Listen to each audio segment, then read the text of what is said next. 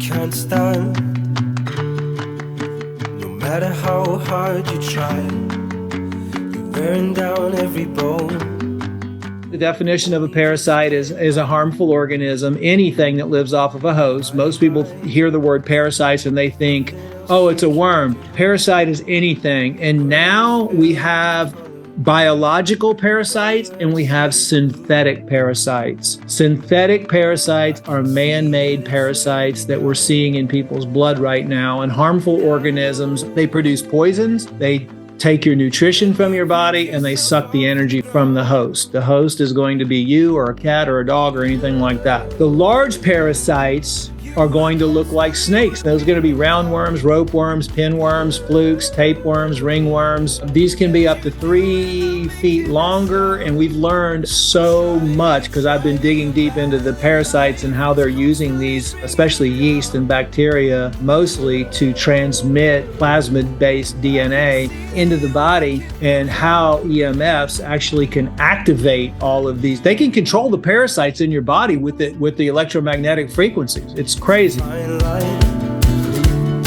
between seeing that you need a new start, changing everything that you are, just to find your way through the dark. I can see that it's wearing you down. All right, well, Earth's rising temperatures are melting ice in some of the coldest places on the planet. As layers of ice melt, scientists near ancient zombie viruses. Well, that's going to be released from the permafrost. Permafrost. We'll break that down.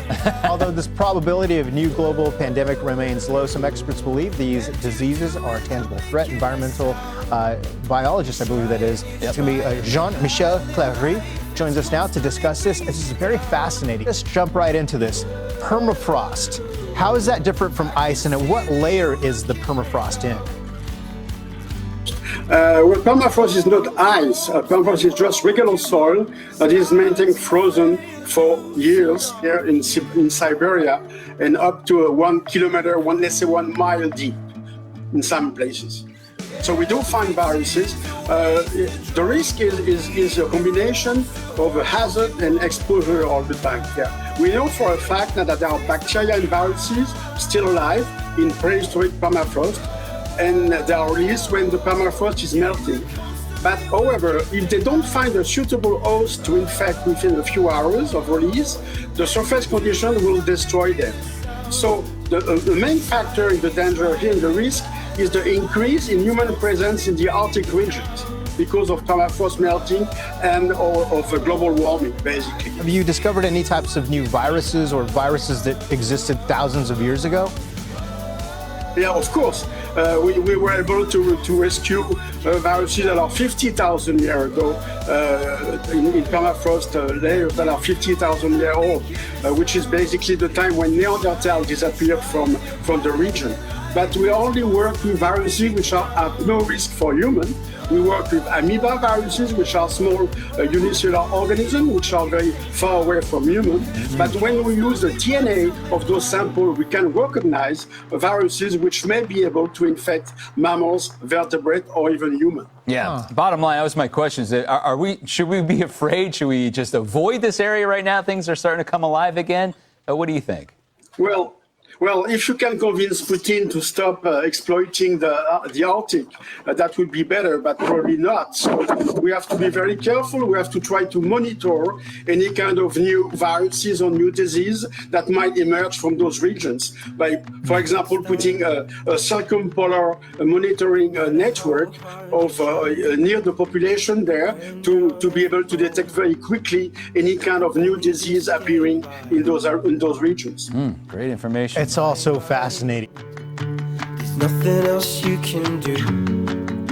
The world is filled with color, and all you ever see is blue. I can see that it's wearing you down, and I know when you pick your... It's February 1st. You're just back from the World Economic Forum. You're reading the newspaper.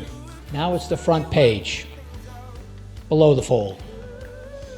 And it turns out that there were 300 deaths there from this mysterious illness, still yet to be identified, called disease X. One of the people who was sick but not yet died had been there from an NGO who had gone to figure out what was happening, had seen and examined some of the patients and tissues, had attended the World Economic Forum, where you had been. And it had been pretty clear that there was a 2-week period during which you were asymptomatic but could communicate the disease. That person was at the World Economic Forum when you were there at a time when the disease could have been communicated. Are you panicked yet? You should be. That disease is disease X. Their World Health Organization, it's time to, you can have disbelief back now. The World Health Organization has a list of diseases about which we need to do more research to understand their biology and how to mitigate them. But they added to the list disease X. Now, disease X can be a biological disease that came from natural selection, as it were, jumped to humans, and we haven't yet identified it. In that case, it's usually part of a known family, and you could begin to understand its behavior by knowing how the family members behave. But it's also possible that somebody engineered disease X, made it in their basement laboratory. Fairly sophisticated laboratory, but we'll talk about that.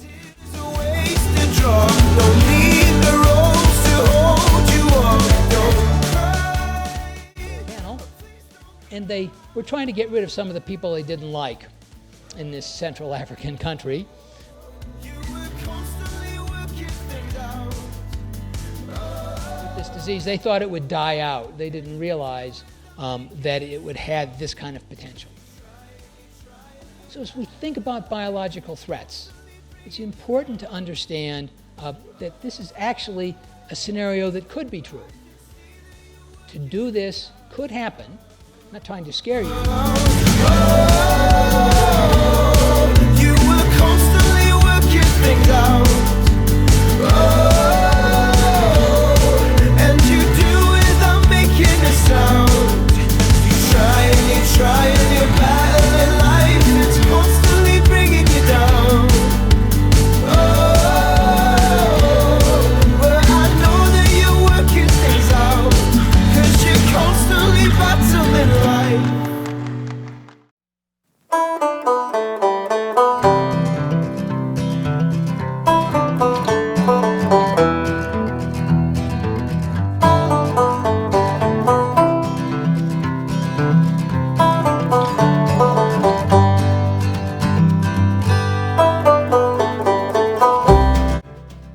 A few medical employees at Denver Health made history today. They became some of the first people to get the live Ebola vaccine for preventative measures. You've likely heard of Ebola, a rare but deadly disease. Back in 2014, there was a major outbreak in West Africa that did lead to some cases here in the United States.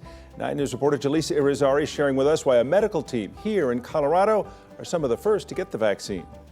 Go ahead and take her back to the room where we were set up. Yeah. Okay. So much of a hospital is procedural. Hello. But nothing is routine when the doctor is the patient. And we're like fun people, right? Dr. Maria Frank is eager today to take on something exciting and even a little momentous. Historic, yeah. Dr. Frank is getting the Ebola vaccine today. Little poke. Denver Health says they're the first high-infection medical team to get it as a preventative measure. And there we are. They're one of 13 centers in the U.S. that can care for Ebola patients. Just like that. Although right now, the likelihood is low. And even though there's no current outbreaks happening in the world, we want to make sure that people have the chance to be protected in case we need to care for a patient that has a disease with a mortality potentially of 70%. In 2014, the largest Ebola epidemic started in West Africa. A few cases trickled into the United States. 11 people were treated. Just one person died. The FDA approved the first vaccine 5 years later. Ebola has a very high mortality rate, so it's exciting to be a part of this next step in treating this disease. Elizabeth Lenz is another recipient today. She's a Denver health paramedic. That's also part of the high-risk infection team. She helps transport highly infectious patients that need care at the treatment center. All right. Today, she can do that with a little peace of mind. It burns a little bit in the shoulder, but it's all right. Knowing she's now protected. Exactly. Lenz hopes this vaccine turns the calendar to the next era, one with more treatment and less tragedy. We're advancing and finding a way to actually prevent this. As for how long the Ebola vaccine lasts, Dr. Frank says right now it's just one dose. The vaccine they got is only available to frontline workers that may be at risk of being exposed to the virus.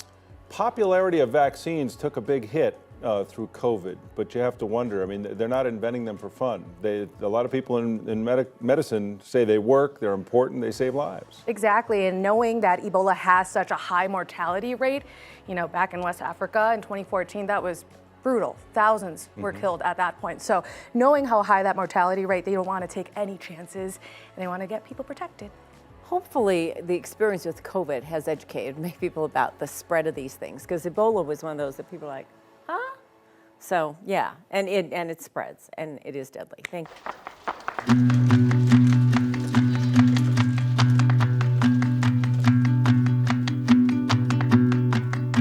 I can't stand,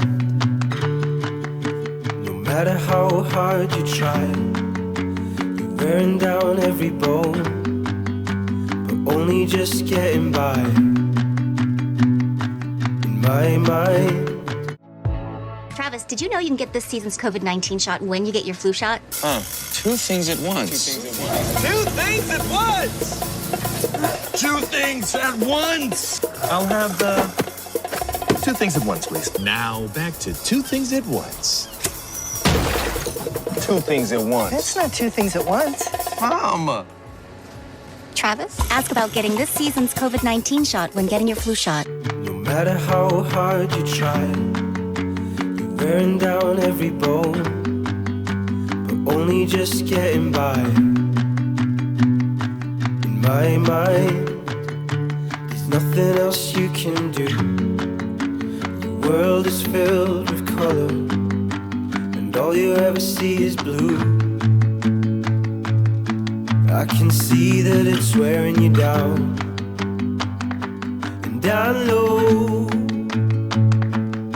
when you pick yourself off of the ground,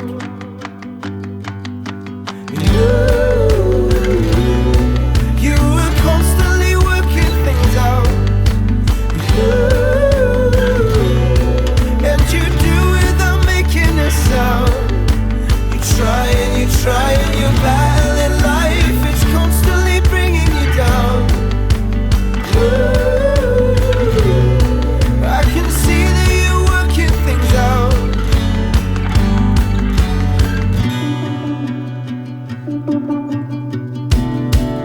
It's a fine line between seeing that you need a new start and changing everything that you are, just to find your way through the dark. I can see that it's wearing you down, and I know when you pick yourself off of the ground,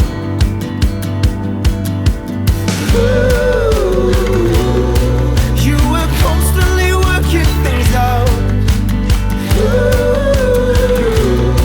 and you do without making a sound. You try and